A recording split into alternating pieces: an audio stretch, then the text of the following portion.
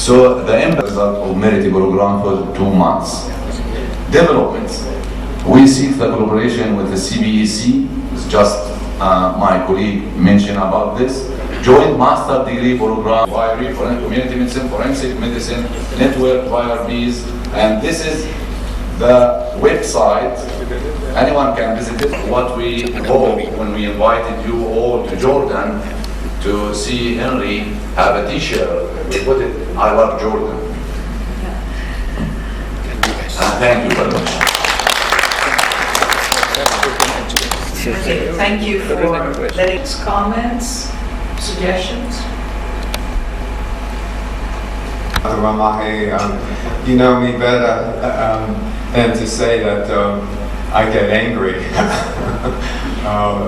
Essentially, the outcome of the Jordan workshop was that the FDA made a presentation showing that they rejected 50% of the protocols that they reviewed, and if anything, the participants were wondering how is it that rejecting so many protocols, and in fact, what came out of the workshop was that there has to be an analysis of what criteria the Jordanian FDA is using to review protocols. So a very helpful criticism of what's happening in Jordan from the workshop. Thank you. It looks like a very interesting and exciting program, and you have sort of stretched the definition of the Middle East and included actually even Pakistan, which is not in the Middle East, and you've accepted one of our graduates to train further in research ethics. So my question is that what is the sustainability of this program? It depends on grants from outside the region to train people within the region. It is not an indigenous program which is self-sustained. So once the tap is shut, how will it run? Can you just... It depends on funding from outside. Yes. It depends on money that comes from outside. If the money stops, the program stops. Yes. Is that correct? Maybe I have not an answer. It's just I stress with your question on Henry. Is that right? That this program will start to generate indigenous support. Already we've have convinced EMRO to support candidates from other countries to come to this program as an example of support from elsewhere. And again, the hope is that the as one get other funders interested in this program. I don't know if it's a problem or not, because we have in Jordan the law. This law is everyone must apply to this law when he want to submit any research or any protocol for the drug study on the human being. Okay, thank you. We'll move on eastwards a little bit, and I'll ask Dr. Darryl Macer to talk about the UNESCO-led initiatives in bioethics education in the region. And this is a much wider region. So, Dr. Macer. Thank you. So we'll talk about in the region, meaning especially in this context, Asia and the Pacific. UNESCO region of Asia Pacific stops at Iran and Turkey traditionally, and Russia is sometimes in, sometimes out. So it's a very large region and across to the Pacific. So different UN bodies have divided up the world in different ways. But the BRT2 ethics is one of the 5 priorities of UNESCO, and it maintained in the 6-year plan and will even strengthen more on the following 6-year plan. So across the whole sector, sectors of UNESCO, ethics is one of the major priorities. It's the only UN agency with a major, is to advance knowledge standards and intellectual cooperation in order to facilitate social transformations conducive to universal values of justice, freedom and human dignity. So that is a context in which the ethics programs are located. We work by three main structuring lines of thinking, studying what is to promote ethics in collaboration with member governments. The goal of this is in order to draw up recommendations for policies and action.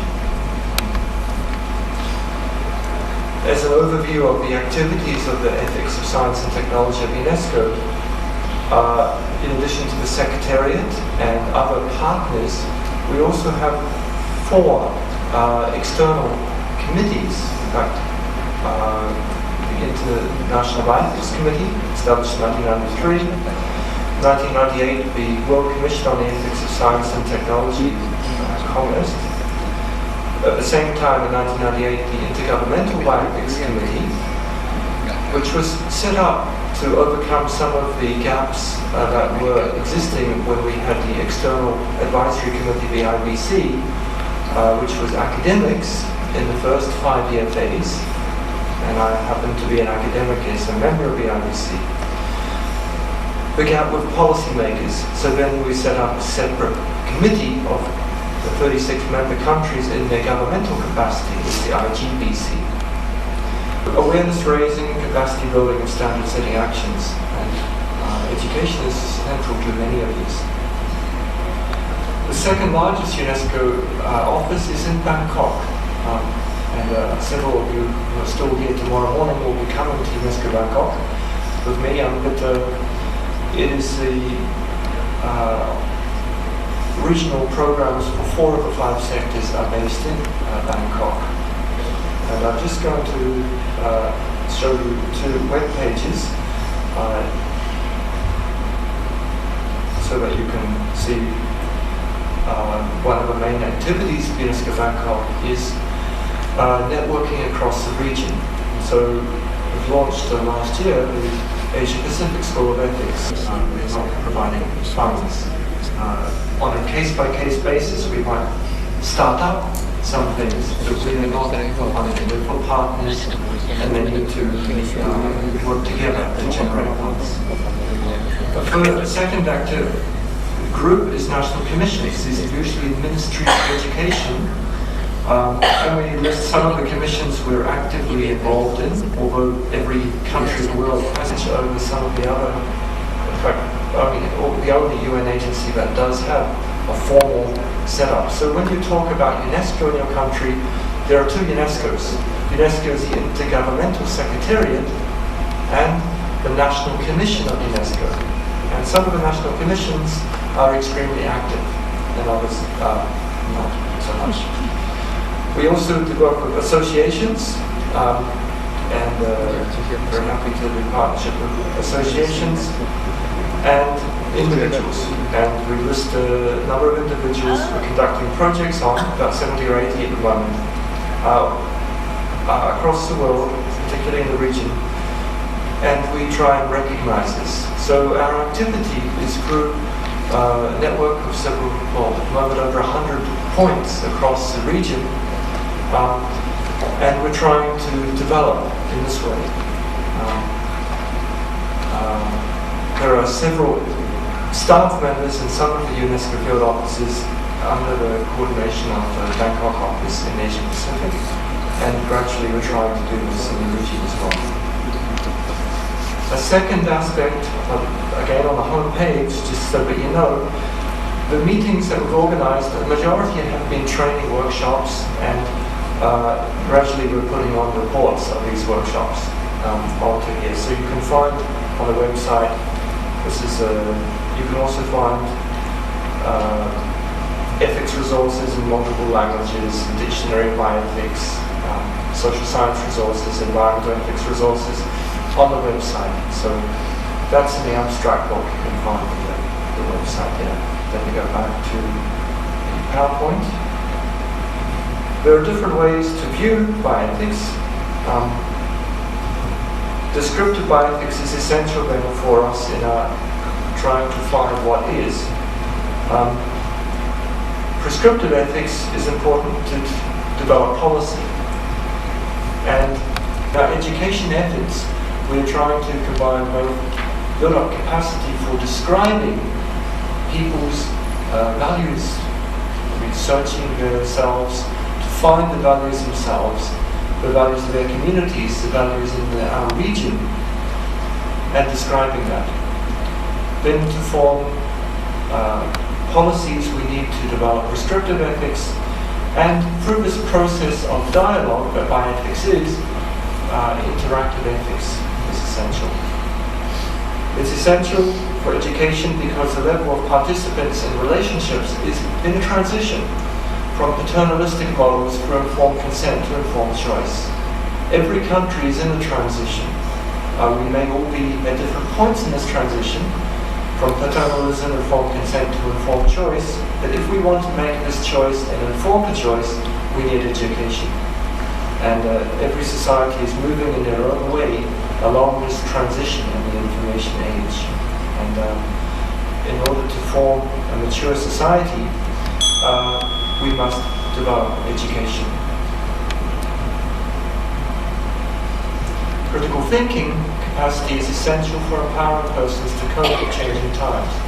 How do we promote the creation of ideas and individuality in an era of globalization?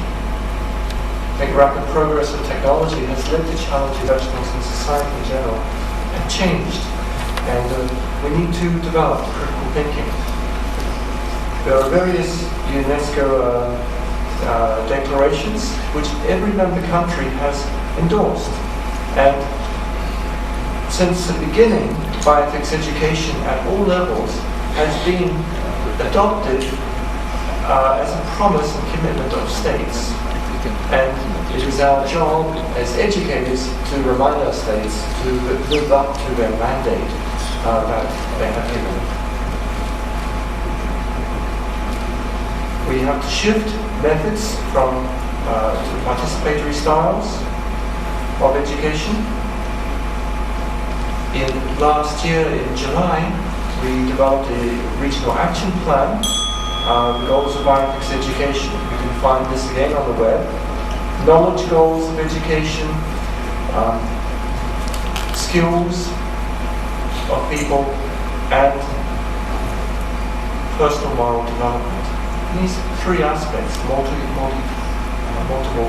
components, are common goals we need we have to map. And we're involved in such mapping activities and also trying to provide free resources.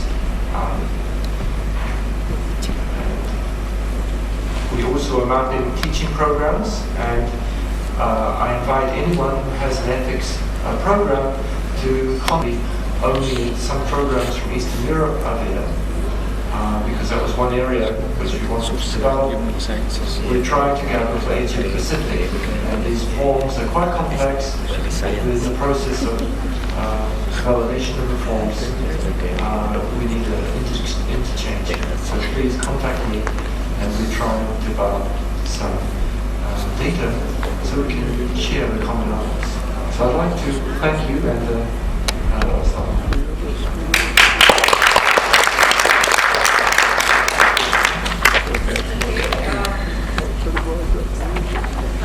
Thank you for the presentation, Dr. Maser. We have time for a couple of comments. Question, sir, for you as you are from UNESCO, as we have it in Oman meeting for the expert teaching ethics in the region. Can we, as an Arab country, or especially Islamic country, as one of the private schools in Jordan, proposed and submit a proposal to teach ethics instead of religion? As we in Jordan, we have to teach Islamic religion in every school. If we have two Christian, we have to another teacher to teach them Christianity, and so on and so on. What's your comment about this, because it's concerning the teaching about ethics? Thank you. Thank you. Yes, National Commission of UNESCO. In private universities, of course, you have much freedom. In national university curriculum, we're finding a number of governments in the region receptive to including these sorts of ideas. But Not universities, I mean schools, which is primary, secondary. sure. So especially for schools, the Ministry of Education is important. Globally in UNESCO, I guess I'm the main person working with schools. The traditional focus of a social science sector has been at academic level, but we're finding we've started a lot with high schools as well as universities in Asia Pacific, and this is being extended, I think, globally in the Bioethics education project here. We have materials and we are happy to do workshops. We did a workshop with our colleagues in CBEC in Karachi. I'm meant to be co-organizing a meeting in the UAE soon with their government. So that's a little bit out of my region, but I have an Asian Arab Philosophical Dialogues project which includes your region as well. So especially our interest is evaluation, how to develop materials and evaluate their effectiveness. Richard, and then As UNESCO's UN agency, how do you or do you not coordinate with other UN agencies on materials and so on? Because I would think that as a consumer out here, it could be a rather complicated situation to decide who does what for whom or not. So how do you do that?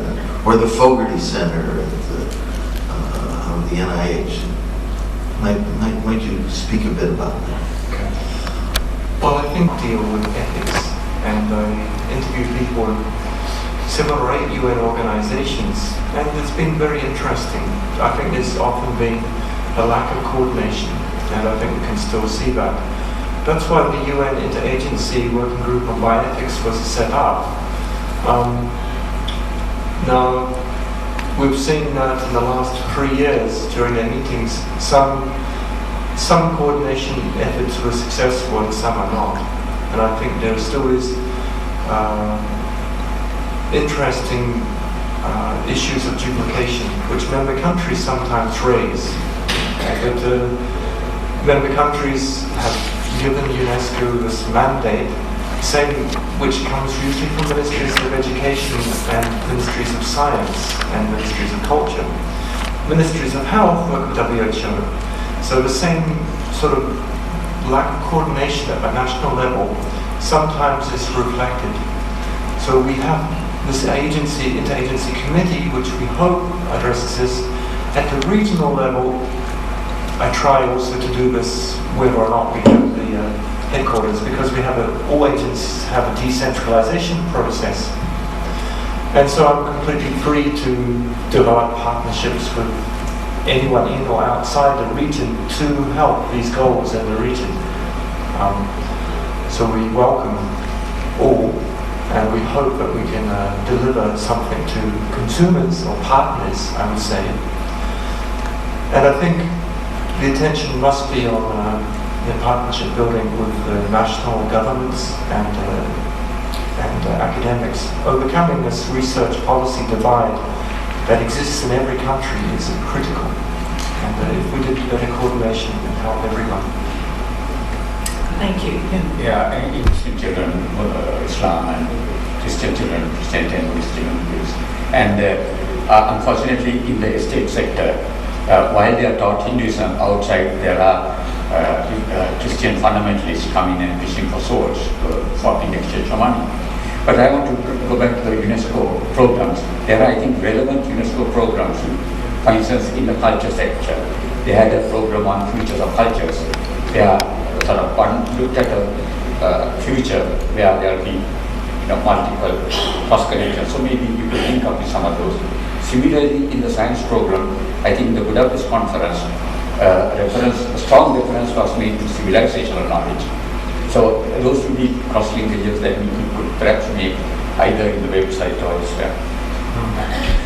Social science, and it's essential. And there are numerous UN organizations dealing with social issues as well. So that's one of the reasons we're focusing in UNESCO on ethics of science and technology, and human security and philosophy, for example, and social transformation. So certain area, but the ethics is ethics of science and technology, especially, is something in the region I try to focus on, because that is not done by other agencies. In this overview, you see ethics committees. Now, ethics committees, UNESCO is trying to develop, WHO is trying to build. I think that maybe UNESCO's function I see more as a generation of ideas, critical thinking, laboratory of ideas, a free forum for discussion. And that's something UNESCO should stand for, particularly.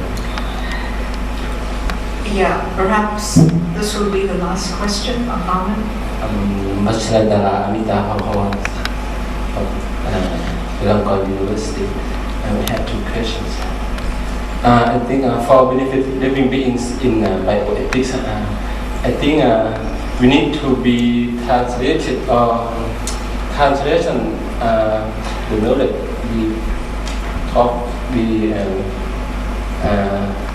about ethics in native language for study, because in Thailand, Thai people still ignore in bioethics, what is the bioethics, and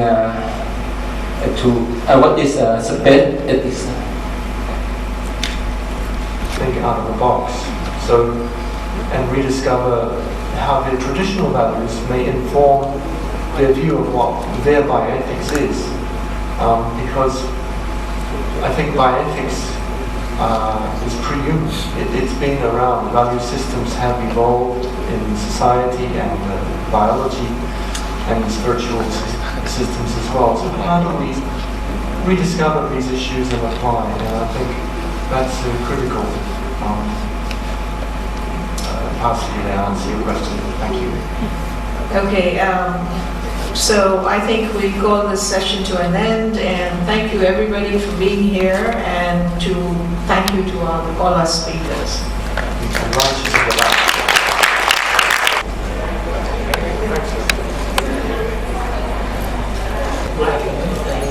Doctor, but then specialized in public health. And I did my MPH from University Sweden and then PhD from Queen's University, Canada. And I'm working with, currently I'm working with UNICEF as a consultant. So,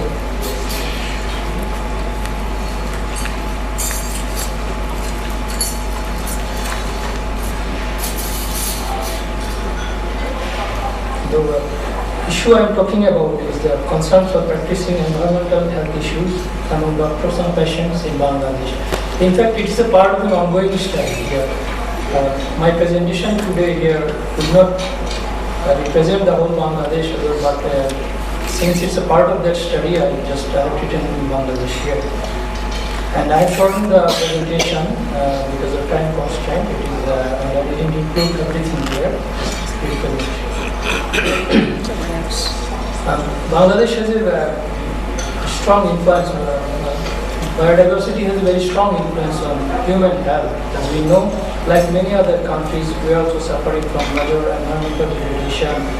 Also, we have deforestation and urbanization, etc. Water pollution, air pollution. When I was, I remember my childhood, we had a lot of playing place, playground in Dhaka city. We had a lot of ponds in Dhaka city, but after just a gap of 20 years, we have lost everything in order to make big apartments and beautiful supermarkets in the city.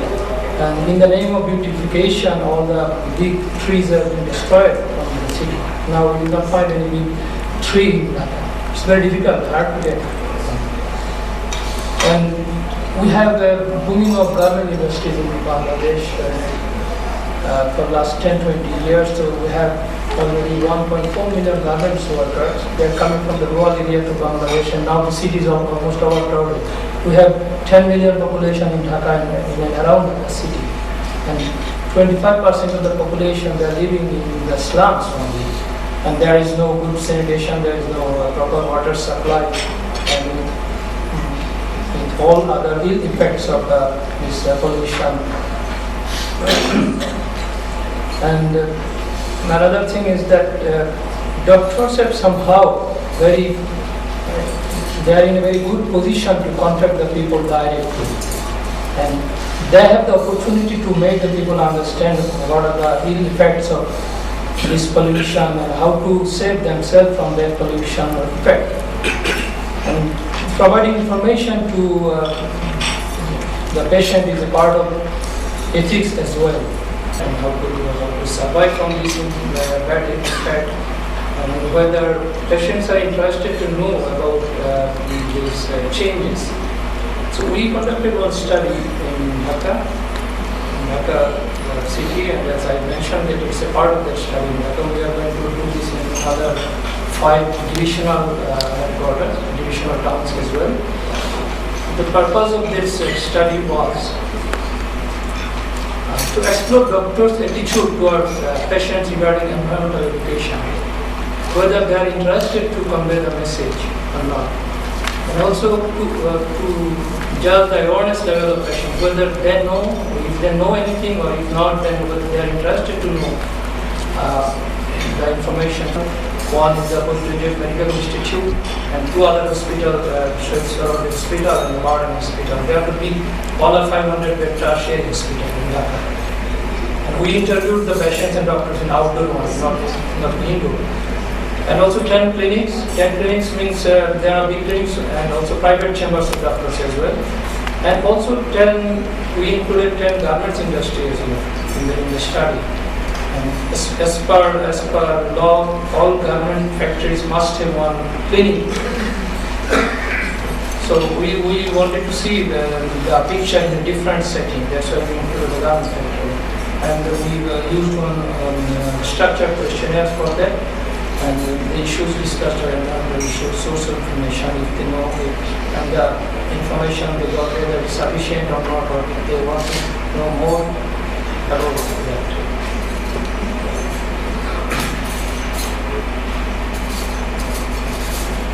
I have shortened the result actually here. We didn't mention any of the important results here. Just a few things I picked up from this presentation, since we are within time constraint.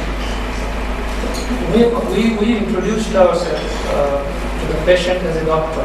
So it was easier for us to talk to the patient, because they are not interested to talk to other people in outdoor. The rush, there is huge rush in the outdoor department of all medical colleges. And also all hospitals. So it's very difficult to talk to the patient. But when we introduced ourselves as a doctor, it became easier for us. Also, 24% of the doctors said that they really talk about the environmental issues to the patient.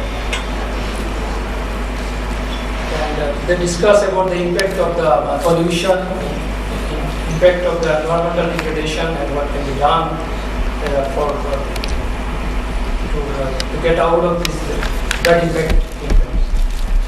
63% of the patients said that they should know more about these things. That is after our discussion. Initially, we talked to the patients about what are we going to discuss about, and then they informed us, okay, we must know more about that. And food-related diseases, because there are huge adulteration in food nowadays. Some people added formalin in the fish as a preservative. We didn't know it before, but now we came to know that. And there is I live in the area called Moazam in Dhaka city. There is a very big Bihari camp, and they prepare some very good quality kebab and all these food items. And I used to take this very regularly because my wife was posted to another place where I had the freedom to take all this type of food. And then I found that they mix up palm oil with the soybean oil. Palm oil looks like a jelly, very thick, white colored thing. And they add this palm oil with the cooking oil. And then I came to know that its melting point is 56 degrees centigrade. It means when we take the palm oil, it will remain in our body as it, because our body is temperature is not up to 56 degrees centigrade. So these kinds of things patient must know, and patient express their deep concern about them. 24% doctors have mentioned that they really talk about environmental pollution. More than half of the doctors, they told that they really don't discuss anything with the patients. They just diagnose the clinical problem, the patient came to them and they just write prescription for them, and that's it. Then we discussed a little bit more with the doctors, why don't we discuss these things? And then majority of the doctors said that, okay, this is because of time constraint, we don't have time. And that's true, because in the outdoor department of the medical college hospital, it is really difficult to manage time to discuss about any other thing. I also work in the outdoor hospital outdoor in Dhaka Medical. Anyway, I have to visit all the patients anyway. And some of the doctors said, not some, it's a huge percentage, 63% of the doctors said that no, it is not the part of clinical practice. We are here to diagnose the disease, write prescription, and that's it.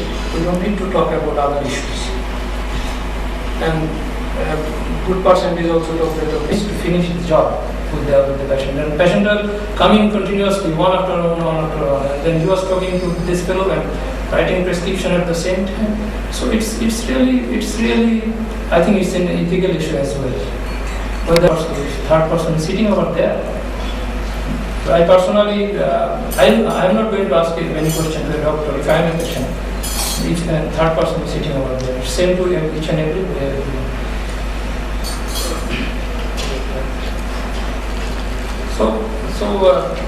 These are the findings in brief, and my conclusion is to them. Even side effect to medicine. We know that some of the companies, medicine companies, they are doing very good business by introducing new generation of drugs. But new generation of drugs doesn't mean that always it is a good drug. In 3-4 years back, I remember writing sectinidazole was a craze for doctors. They used to write sectinidazole. But then we came to know there are a lot of side effects of sectinidazole. But it's because of promotional policy of the drug companies. The doctor became quite motivated to write sectinidazole instead of writing metronidazole. So these are the things doctor has to be considered, and they have very good opportunity to make the patient aware as well in this regard. That's it. Thank you very much. We have one question.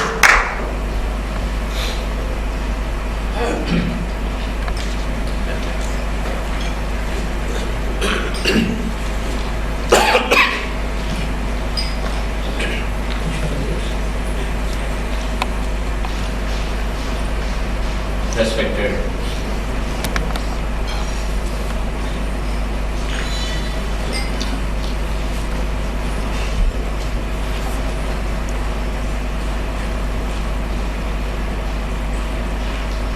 respected Chairman and my dear colleagues, at outset I thank the organizers for giving me this nice opportunity of sharing my views on the problem of environmental ethics and sustainable development. In India, the subject environmental ethics has now become very important in the context of a Supreme Court order. Though UGC has included environmental ethics as one of the important subjects to be taught in our universities and colleges, we have not made any attempt to include that in our curriculum. So Supreme Court has given a direction that all colleges and universities must teach this subject, namely environmental ethics. So in the Indian context, the subject is very important, and I have divided my paper into three important parts. The first part would deal with man and environment, and the second part would deal with environment and sustainable development, and third part would deal with one of the basic issues of environmental ethics, namely environmental pollution. All of us know man is the constituent of environment, because man's interaction with man has an interaction with both the living and non-living. Of course, living includes both animal and plants, all of us know, and non-living includes light, temperature, water and soil. We are influencing our environment by our social attitudes, such as land use, then transportation of disposal of waste material, and misuse of resources. Actually, these are the basic problems. These human activities cause problems like pollution, drought, famine, poverty, etc. This means man has become the prime cause of threat to nature. And time has come to show that man has to realize his role and his concern for environment. So, in this context, it is important to discuss the distinction between environmental sustainability and the development. The concept of sustainability means the sustaining of current societies and social structures. Social sustainability can be taken to mean the social measure need to prevent social disruption or conflict. Here I would like to make a reference to Professor Amartya Sen, who made it very clear that economic development must always take into account the socio and political values. This means sustainable development is an all-comprehensive one, which means economic development must have a bearing on social values, ethics, and the principles concerning a particular society. And there is always a human element in economics. Perhaps this could solve most of our problems. And two thinkers who have made an impact on sustainable development are Mahatma Gandhi and Immanuel Kant. Mahatma Gandhi's notion of end and means is very significant here because Mahatma Gandhi firmly believed that means are also important like that of the end. So in fact he said commerce without morality will be a failure. And similarly another important thinker is Immanuel Kant, who made a declaration of non-anthropocentric ethics, which is the need of the hour. Now, globalization has made a tremendous impact in the Indian context. In fact, the impact of globalization always causes transformation of economics from common economy to market economy. This is visible in different countries, including South Asia and Southeast Asia, where there is a clear move towards market-oriented economic regimes.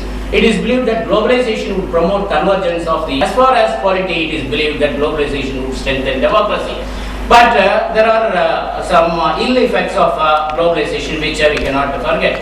Of course, in Indian context, the positive side of globalization is very much prevalent, and we are able to make tremendous impact because of globalization. But at the same time, there are some adverse effects on environment which the globalization has to make. For example, the genetically modified seeds may consume more nutrients from the soil, and it is also said the genetically modified microorganisms may be highly resistant and cause various diseases in plants, animals, and human beings. So what is needed is a new look at the issue of globalization. In this context, I would like to state that we have to protect the environment. Apart from the government, we are in the civil society, that is NGOs and many other organizations, non-profitable organizations are making their effort to protect nature as well as the environment. Increased destruction of forests in Himalayas and other hill areas lead to heavy topsoil erosion, irregular rainfall and flood. The result is we have acute shortage of firewood, loss of productivity of soil, and ecological imbalance. In India, the National Forest Policy takes into account the multiple use of nature, rights of local population in protecting forest resources, and the participation. It does not really, practice in India. In many places, we still allow this child labor to go on. And the lack of education. Lack of education also is one of the major factors that stops or that prohibits proper development. In fact, here I would like to quote once again Amartya Sen, who in his well-known book Argumentative Indian argues that if proper education is given, then that state or that country would really progress much. Cultural and ethical values. That is, I must tell you that the ancient Indian philosophers considered nature as something precious. In fact, they worshipped earth, fire, air, water and sky, and they are known as, then Vepur is another village, and Arasu. These are the names which are named after trees. Similarly, we come across names like Mylapur, which refers to the peacock. Then Myiladurai. These are some of the names which are named after peacock. Then similarly, Tirukazhundram is another, eagle. It is referred in Tamil Nadu. Is one of the sacred places for Hindus. So all this clearly show that there is a need, that there was a need for protecting the ancient civilization or ancient culture in Indian philosophical context. Then similarly, if we go to the Vedas and Upanishads, we come across how the ecology was protected, or what their philosophy was mainly based on the ecocentrism. For example, the Vedas explain the ecological awareness, the principle known as Rita, moral law. Rita means moral law. Moral law includes the moral laws or natural laws. The natural law and the moral law are considered to be the dual manifestation of the same eternal law. There are many contemporary thinkers who have also talked about these issues. For example, we have one important thinker by name Raimundo Panikkar. Some of you must be knowing his well-known contribution to philosophy. And he talks about what is known as the cosmotheantric vision. He has talked about the cosmotheantric vision, in which he includes God, man and the world. These constitute the entire reality. Because philosophers, there is a major criticism against philosophers that they only talk about the otherworldly philosophy. But it is not the case according to Raimundo Panikkar. He says that cosmotheantric vision must include all the three into account, that is God, world and man. So Panikkar's vision of reality is cosmotheantric, having the earth as the center of the universe, cosmos in a living organism. And there is an impact of development on environment. Land is the most important and finite source, and great care is needed to protect it. But it is subjected to varying degrees of degradation, and the result is the erosion by, it happens through erosion of water, erosion by water, erosion by wind. Public policies at the national level to steer industrial development markets through regulation, economic instruments, and planning to deal with persistent market failures. Then the second suggestion is social justice, because the cost of industrial development in cities have fallen mostly on the poor and the excluded. Benefits to the poor are not taken into account. The social justice is denied to the majority of the society. Unfortunately, we have in Indian society is based on, they are considered to be untouchables and they cannot participate in many social events. Even now, in many, after 55 years of independence in southern parts of Tamil Nadu, we come across two types of classes kept for people, one for the higher caste and one for the lower caste. So social justice is a very big problem in Indian context, and of course there is no justice to women.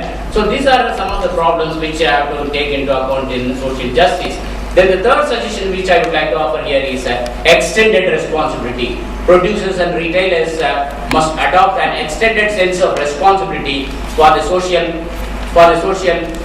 environmental impacts of their products. They must give assurance about the raw materials are suitably sourced, zero pollution during manufacture, and program for consumption and recycling after use. And the fourth suggestion is planning and precaution. Yes, sustainable development by definition focused on the long term and for manufacturing, which means adopting a precautionary approach to future developments to avoid the building up of potential liabilities such as contaminated land, and also to ensure that technological innovation is geared to sustainable requirements. Then final suggestion. My suggestion is community empowerment. Employees, consumers and the community form a triangle. This means community consultation, participatory and public reporting is very much needed. Thank you very much. Thank you. I think that's now time for discussion. We will go into next paper. Dr. Abhik Gupta will. And I'll also request Professor Yong to come to this.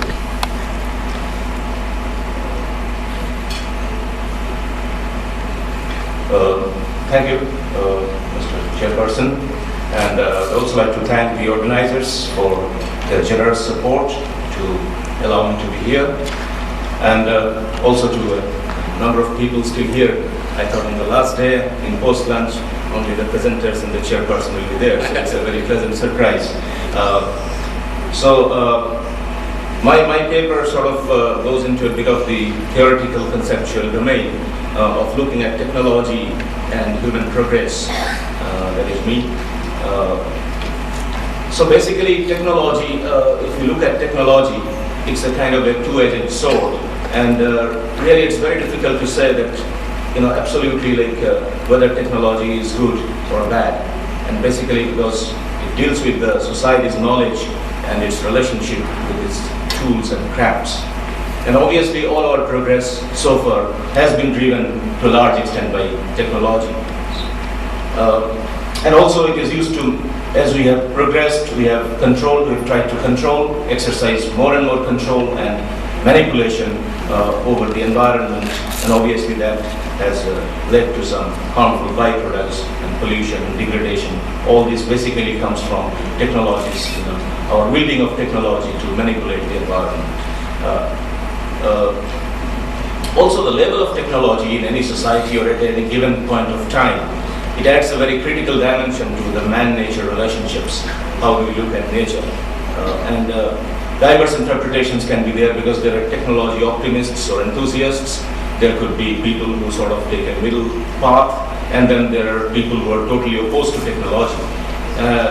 Here I recall Martin Heidegger, German philosopher, who sort of looked at technology as revealing, basically technology is revealing, that brings forth what is yet unrevealed. So there is a positive aspect of technology there, definitely. And perhaps when you think of appropriate technology, say solar energy or such, it could be revealing. We reveal something which is not yet available to us without really compromising the other things. But in contrast, many of the modern technological, advancements, the methods it has been an agent of enframing, in the words of Heidegger again. And therefore it's a kind of challenge to the nature. It treats nature as a standing reserve, excluding all other possibilities that nature may have. In other words, it interferes with the autonomy of nature. For example, Heidegger interpreted a dam on River Rhine, and where the river loses its autonomy and gets enframed. And then we know of Karl Schumacher, whose emphasis was on small-scale technology. Small is beautiful, because these technologies are more revealing than challenging. Similarly, the solar panel opposed to nuclear power plants, and so on, and nature losing its autonomy. And as I said, an essential fallout is pollution, where we enframe and even enslave nature and make it to perform at the will of man. Now the question is, when we try to conquer nature and do not go into a dialogue with nature, and then we really do not assign any intrinsic value to nature. Martin Buber, another philosopher, said that this is the I-it relationship. Sort of we develop an I-it relationship with nature, where we simply assign extrinsic value to nature. And also Wim Zuyers, another leading Dutch philosopher, he sort of identified human positions, right from despots to enlightened rulers or stewards. In our idea of sustainable development, we are looking no kind of indicator to really slow it down. But a system guided only by positive feedbacks cannot function as a self-regulated cybernetic system. That is evident from nature, and the system has to be equipped with negative feedbacks. And negative feedbacks can achieve control, and often this is what we refer to as balance of nature. Examples of natural feedbacks in nature, for example, predator-prey interactions, each keeping the other in a sustainable state, or a small parasite can parasitize the grasshoppers in a grassland and thereby, keep the grassland of small energy components.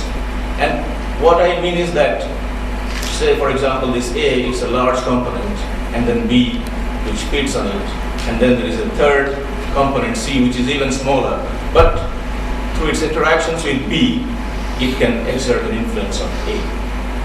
And I think this is what ethics does in a society. If we extrapolate these ideas to human systems and their relationship with technology. This is basically the C is what ethics can do. But human systems have been overemphasizing so for positive feedback and increased production. We have shown frontier attitude, going from one place to another, exhausting the resources.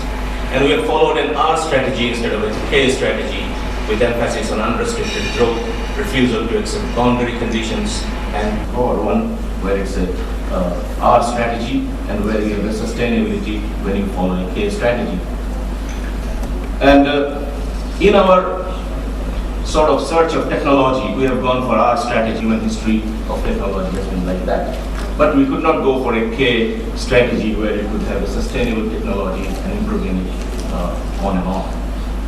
And therefore, what I believe is, and at the same time, we don't have to impose a control from outside. And that's how nature operates. All the natural controls are inbuilt. And therefore, ethics has to be inbuilt, a part of the strategy. And then, when we have such a strategy, we'll have enough respect for negative feedbacks. The paradigm shift of technology from linear to closed-loop systems. And today, we have the idea of industrial ecosystems or industrial ecology, where industry is viewed as a kind of a closed-loop system where the waste of one industry becomes the resource of another. And that's how nature operates. Coprophagy, for example, the eating of cage. And in such a system, we have a balance of positive and negative feedbacks.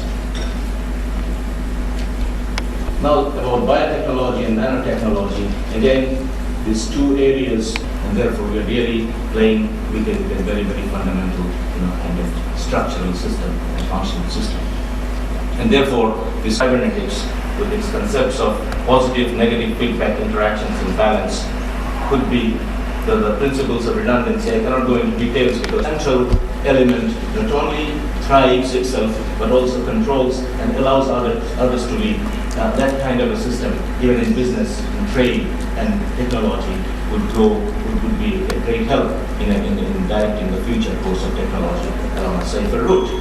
And in fact, as you know, the Harvard Business School. Thank you for keeping to the time, and we may have 2 questions.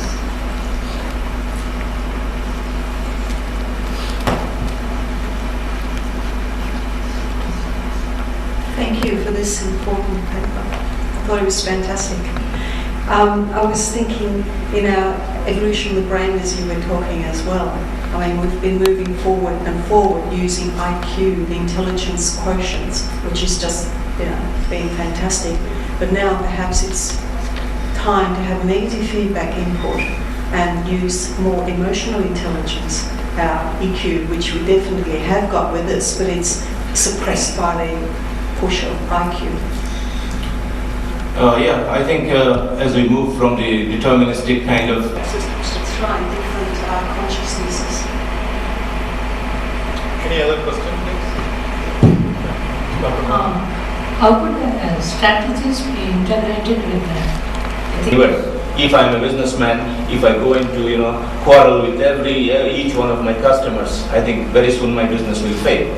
So trying to go for a short-term profit and bust, by antagonizing everybody around you. I'm trying to extrapolate it to a human situation. Perhaps it's better to work within boundary conditions of profit and instead be friendly with everybody, go with the spirit of cooperation. So then when you are doing that, you're actually not imposing ethics from outside because it's for your own benefit. It's a part of your strategy. It pays to be ethical. Any other question? I hope you understood the R factor and the K factor, the asymptote, carrying capacity, potential, and optimum is always less than the maximum. So these factors should be integrated into ethics as an ethical principle, and I'm glad that he brought in philosophy, management into ecology. It's very good. So now we will go on to thank you. We'll go on to the next paper, Professor Song Yong. I haven't checked in advance, but I sent my PowerPoint. So, Mr. Chairman and members, I'm very happy to be here to present my paper on scientific and technology advancement for the holistic development of humankind. We have firm belief that science and technology, if it failed to elevate or eliminate the poverty and increase the sustainability of community, no matter whatever may be the achievement, is a real failure. With this context, I would like to present this paper. In today's world, one gets the impression that the scientist almost plays God. Take for example, cloning. One is able to resuscitate or recreate another being from one existing or animal or human being. The scientific world has advanced from the age of the test tube babies to cloning babies. Organ transplantation is another area where practically we are making tremendous progress in replacing any organ. Cloning organs for transplantation, cloning animals for humans, etc. is becoming common. The day may not be too far when pig's heart could be used to replace the human being. Stem cell research is yet another area that is making tremendous impact on the world. The use of human embryo cell to therapeutic or scientific purposes is another mind-boggling area of advancement. For all these discoveries, what is the basic need? What is the rationale behind all this advancement? Is it for the sake of scientific advancement, or is it for the felt need of few, or is it for the common good of human being? Cloning of the animals or human is very much opposed by religious-minded people as well as people with sensitive consciousness. In case of organ transplantation, some misuse are reported. For example, at times children are kidnapped and their organs are removed for commercial sale of organs. At times we hear that the capital punishment people lose not only their lives but also their organs against their own will. The fetus of aborted babies are used for cosmetic purposes. Is it alright to kill the joy of someone for the happiness of someone else?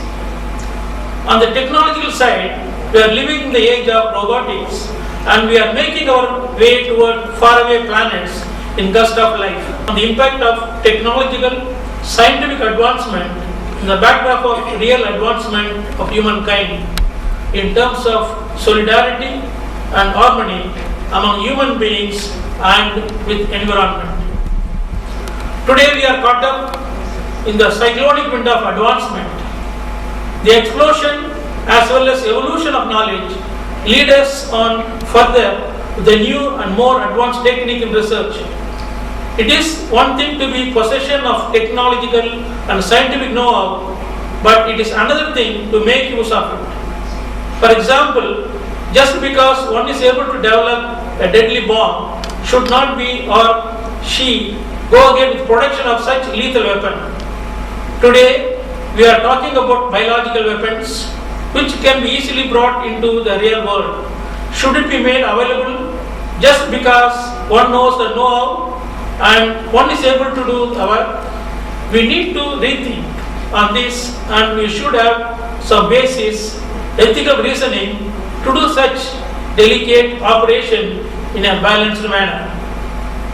The basic philosophy should be that by any discovery of scientific or technological research, our Mother Earth and the world should become a better and more beautiful and a safer place to live in, and it should have people with better understanding.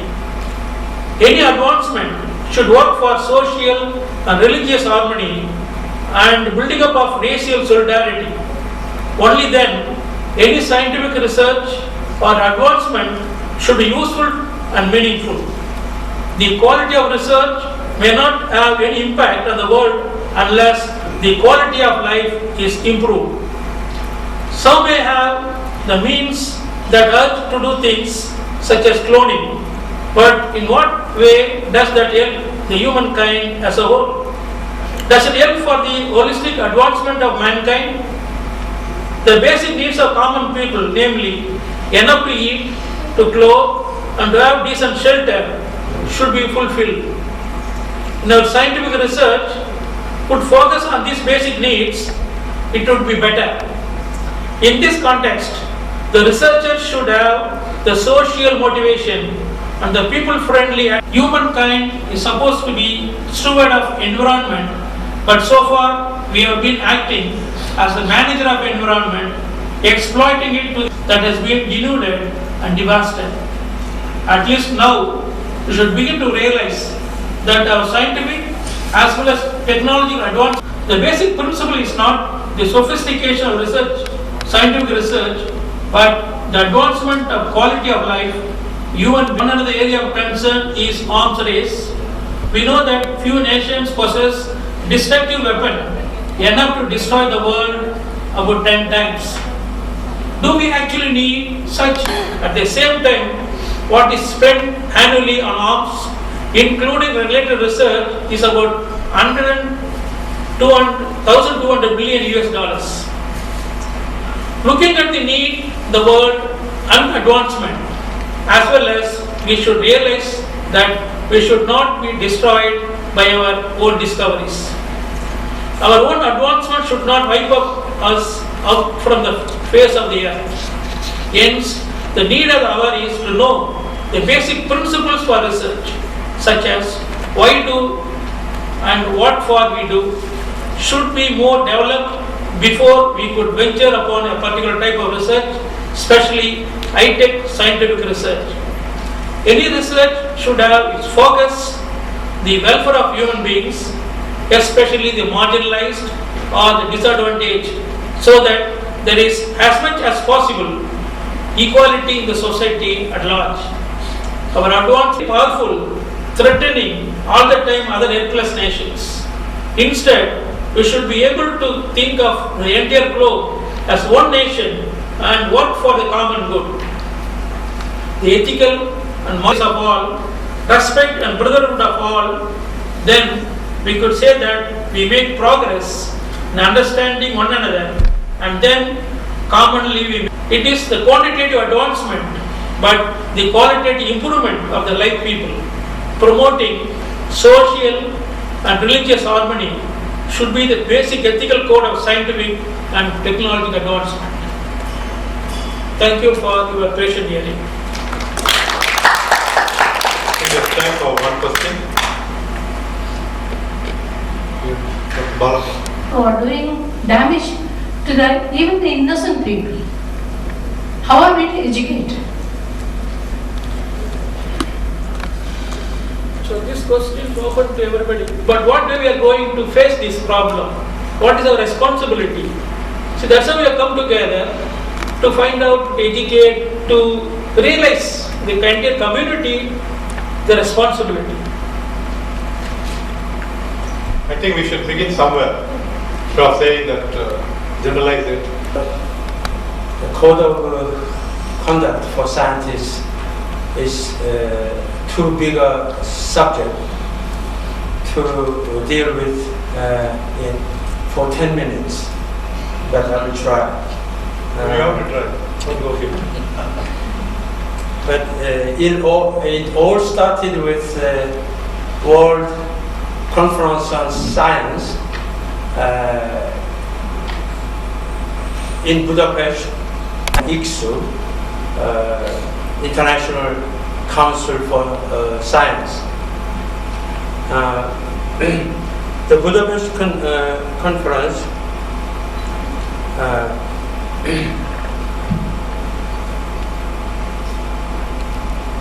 adopted the epoch-making declaration on science and the use of scientific knowledge, and also science agenda framework for action.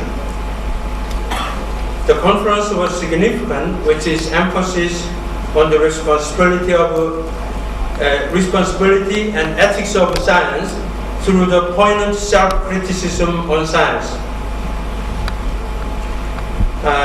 The follow-up of the World Conference was left to UNESCO's COMEST and ICSU's SCRES, namely Standing Committee on Responsibility and Ethics in Science.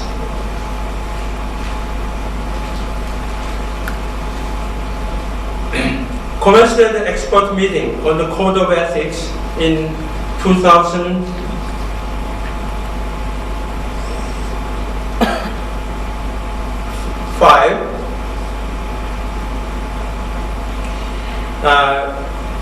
Based on the conclusions of the meeting, the fourth ordinary session of COMEST recommended UNESCO should focus on a general framework of ethical principles for society last year in 6 different cities all over the world.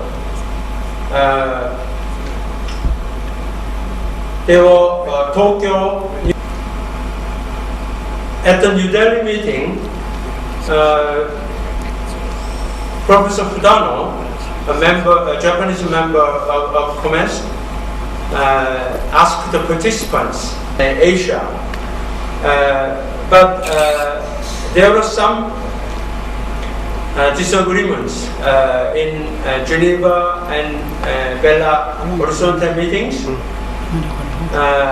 The United States and some European countries were negative to further standard setting of UNESCO. As you know well, UNESCO IBC, International Bioethics Committee, made 3 declarations on human genome, on human genetic data, and universal bioethics and human rights and so on. But COMEST hasn't made any so far. And the further standard setting is blocked by some member countries. So at the last ordinary session in Dakar, Senegal,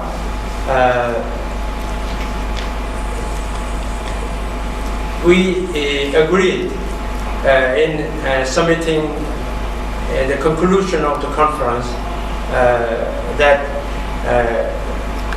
further studies should be made, but the tone was rather weak. But still, UNESCO is planning to hold regional consultation meetings in Africa and Arabic countries and Caribbean region this year. So there are certainly the first conference in 1999 was a turning point to Korea in this regard.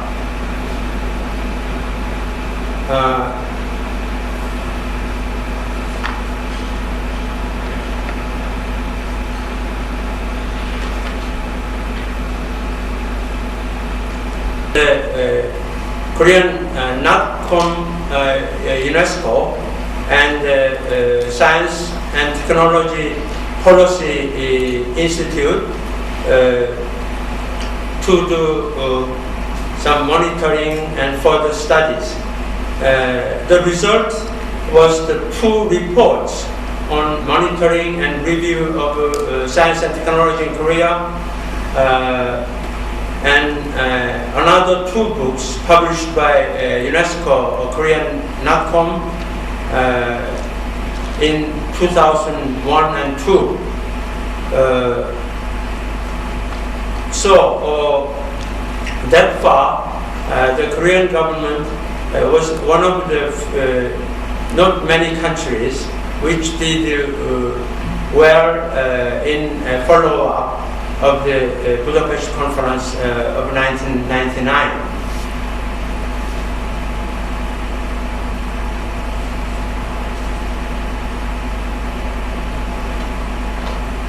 In another effort to respond to the recommendations raised by the Science Agenda, the Korean Academy of Science and Technology was given a project, a study entitled A Study on the Charter for Scientists and Engineers by the most by the Ministry of Science and Technology.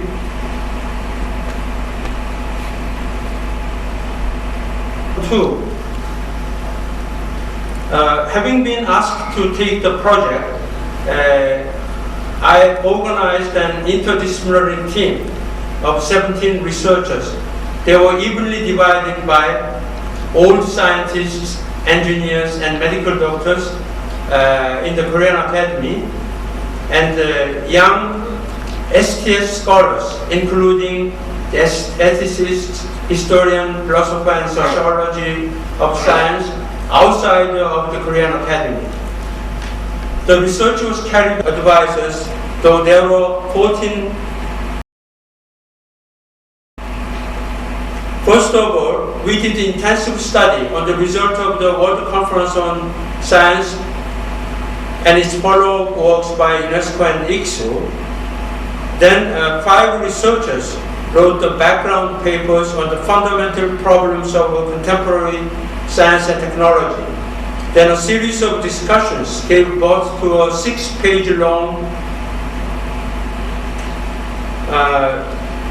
draft of the Charter for Scientists and Engineers. It consists of the following items.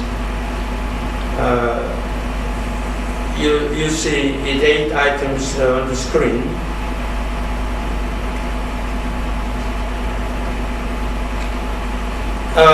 The report submitted to the Ministry of Science and Technology was an impressive progress towards a charter or a code of conduct for scientists and engineers. There should have been the follow-up measures on the part of the government. However, the Korean government didn't take any further action. 2 years elapsed without visible change, and the report was completely forgotten.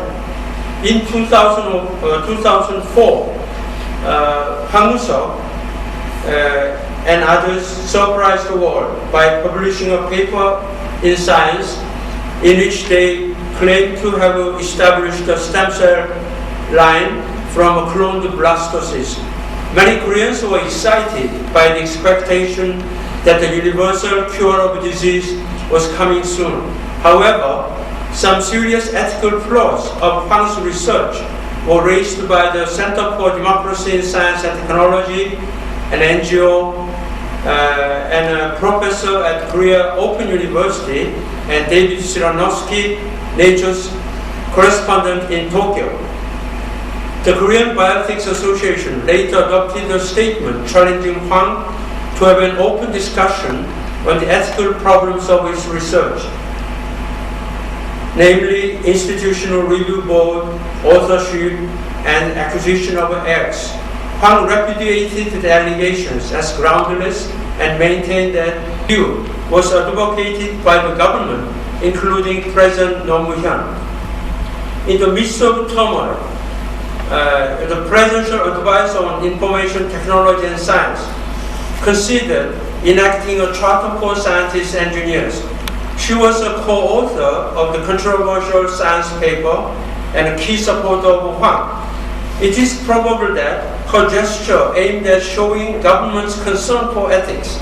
At her request, Amber draft-making team was composed of a philosopher, social scientists, and STSs, including me, as well as some top scientists. At the outset, we all agreed that the charter should be for neither scientism nor anti-scientism. It meant that well-balanced views were essential. In reality, however, there were fierce fights between scientists and non-scientists. While scientists defended pure science, ethical neutrality, and freedom of research, humanists and social scientists emphasized the adverse aspects of science and technology, social responsibility, and ethics. The result of discussions for 3 months was destined to be a compromise. The charter turned out to be a mediocre and very dull one. Here you see the charter.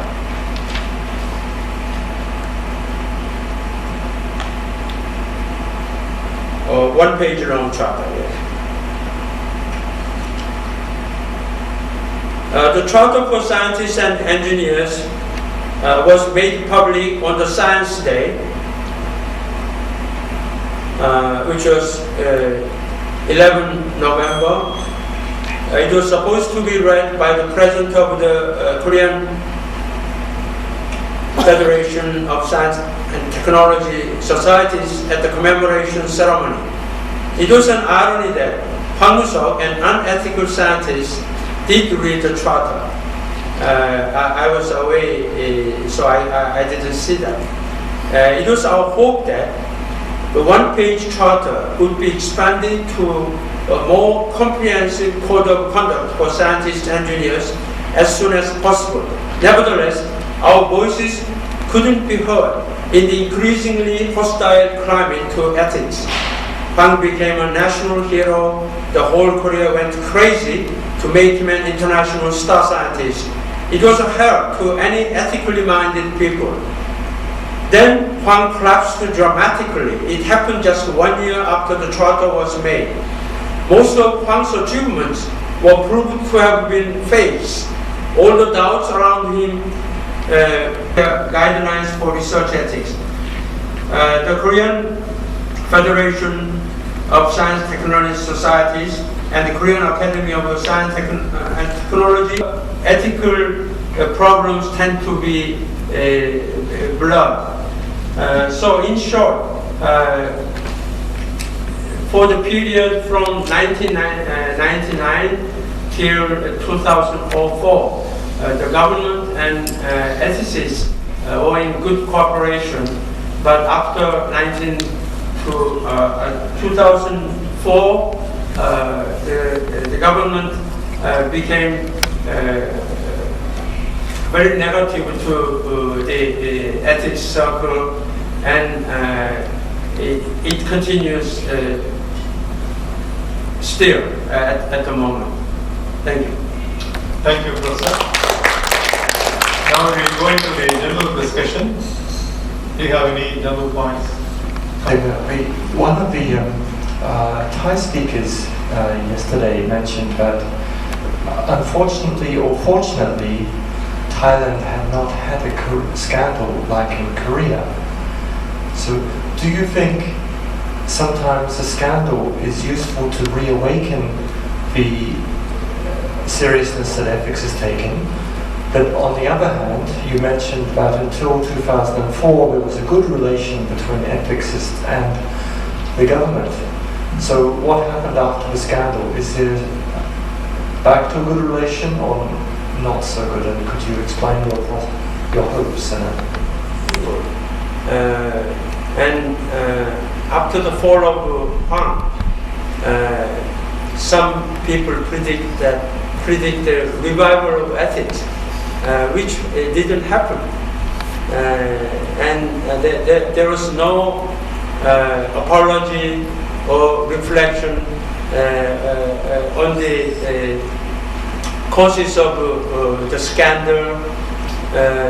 So I keep saying that the Hwang scandal has never ended. It remains same.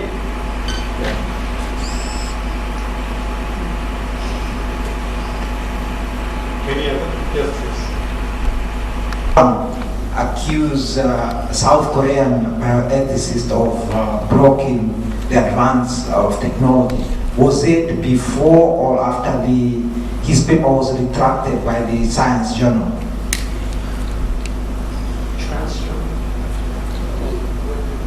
Wang's paper. You told us that he accused the South Korean bioethicists of blocking technology. And I just wanted to know, this is a point of clarification.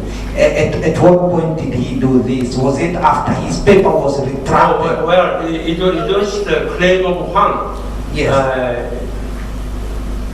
Which blamed the ethicists for blocking the development of technology. Yes. Which was not true. But the majority of the scientific community and even the government supported Hwang's claim. Was it before? Yeah, of course, before. And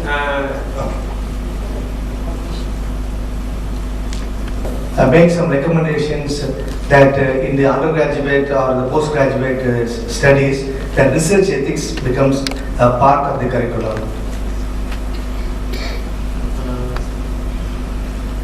Sorry, could you repeat?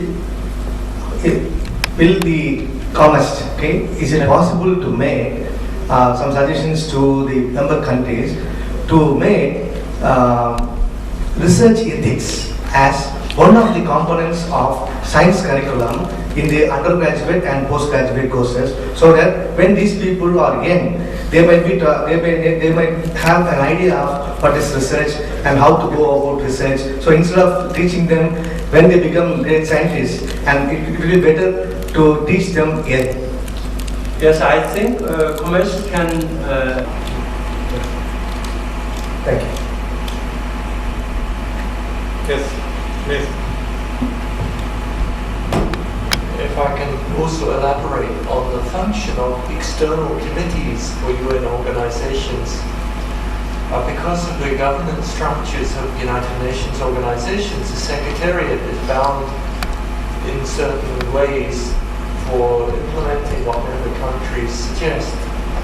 But the advantage of external committees is they are think tanks to go and suggest to member countries and to the DG, the Director General of the organization, things which sometimes the Secretariat is hesitant to do openly because we are bound to, as bureaucrats, to follow it. Of course, it's not so clear cut, but in that sense, the recommendations made by both the IBDC and the COMEST, which are made and not followed up because some member countries object, but it's still external committees that is the function to suggest anything that is based on good and sound policy and research that UN bodies should do. Just a clarification. I think changing the established curriculum for any university is not that easy. I tried in the University of Madras. Result was they removed me from the chairmanship. Thank you. Any other question? Any other? Yes, please. The wrong scales.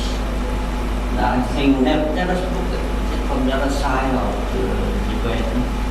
I think some of the power scandal may be due to some very good pressure on scientists in certain sense, especially for those working with developing or underdeveloped countries, because the competition is very keen and it's very difficult for scientists in these areas to get into the mainstream. So some people, when they are not dumb people, they are very clever, maybe very hard-working people.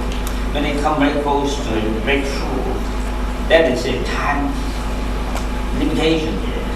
Maybe they try to do something more than they have done. I think this may be one of the reasons that we should consider more than just a core ethics. Maybe it concerns some kind of global or national kind of concern about how to protect this young, brilliant scientists from doing something scandalous. Sanchoy, you recommended that doctors should help teach the general public about environmental issues. So can you tell us any cases where this has succeeded, and do you think that in your country doctors have enough time to have conversations about these issues?